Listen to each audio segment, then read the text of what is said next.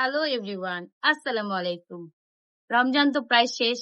তো আমরা হচ্ছে আমরা যেখানে জব করি সেখানে সবাই মিলে আমি যে স্কুলে জব করি সেখানে সবাই মিলে আমরা ইফতার পার্টির আয়োজন করেছি।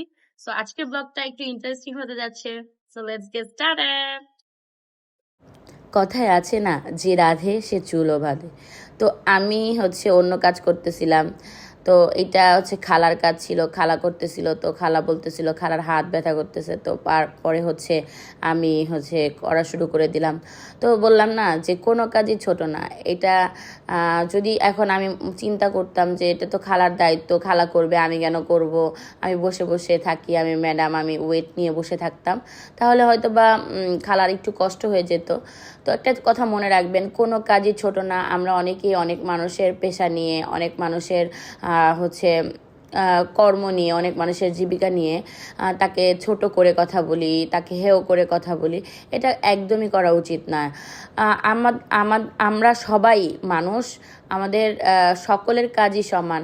চিন্তা করেন তো, যে আমাদের এলাকার ময়লা নিয়ে যায়, সে যদি এক সপ্তাহ ময়লা না নেয়, তাহলে এলাকার অবস্থা কি পরিমাণ বাজে হয়ে যায়, এটা একটু চিন্তা করে দেখছেন? যাই হোক, এখানে আমি এক বড়ি স্বর্ণ দিয়ে শরবত বানাচ্ছিলাম, মানে স্বর্ণ না, এক হালি লেবু দিয়ে। যদিও লেবুর দাম প্রচুর পরিমাণে হাই ছিল, এখন একটু কম। রোজা শেষ হইতে হইতে মনে হয় আরেকটু কমে যাবে। তো এখানে আমি 2 বালতি রং দিয়ে, সরি, এক বড়ি স্বর্ণ দিয়ে, 2 বালতি রং দিয়ে, আর 4 বালতি পাউডার দিয়ে, হুইল পাউডার দিয়ে শরবত বানাইছিলাম। না না না, 2 বালতি চিনি, মানে 2 কেজি চিনি, আর একটা ট্যাং, আর 4টা লেবু দিয়ে আমি শরবতটা বানাইছিলাম। তো বললাম না যে আমরা যার যার জায়গা থেকে নিজস্বভাবে, মানে নিজেদের দায়িত্ব পালন করা উচিত। প্রত্যেকটা মানুষের কিছু নিজস্বভাবে রেসপন্সিবিলিটিস থাকে। এখন আমি যদি চিন্তা করতাম যে আমি ম্যাডাম, আমি বসে বসে থাকবো, বুয়ার কাজ বুয়া করবে, কেন আমি করতে যাব, তাহলে হয়তো কাজটা আরও একটু দেরিতে হইতো। যাই হোক, অনেকে অনেক ধরনের মন্তব্য করতে পারে, আই ডোন্ট কেয়ার।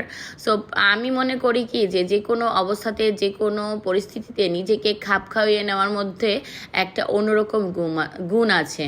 তো এটা সবাই কিন্তু পারে না, আর যারা পারে তারাই মনে হয় আমার কাছে আসল মানুষ। এখন আমাকে নিয়ে সমালোচনা হইতেই পারে, বাট ইট ডাজেন্ট ম্যাটার। সমালোচনা না হইলে জীবনে সফলতার শিখরে পৌঁছানো যায় না। আমাকে নিয়ে অনেকেই অনেক ধরনের মন্তব্য করে, অনেক ধরনের সমালোচনা করে।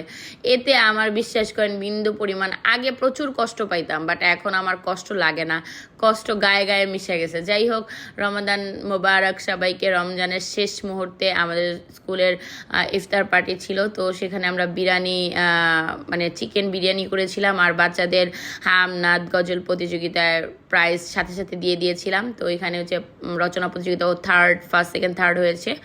সো আজকের ভিডিওটা এই পর্যন্ত। তো সব বড় মেয়েদের খাবার দিয়ে বাসায় পাঠিয়ে দিয়েছিলাম, যেহেতু সন্ধ্যার সময়। So thanks for watching. আমার ভিডিওগুলো যদি ভালো লেগে থাকে, অবশ্যই কমেন্ট সেকশনে লাইক কমেন্ট করে যাবেন।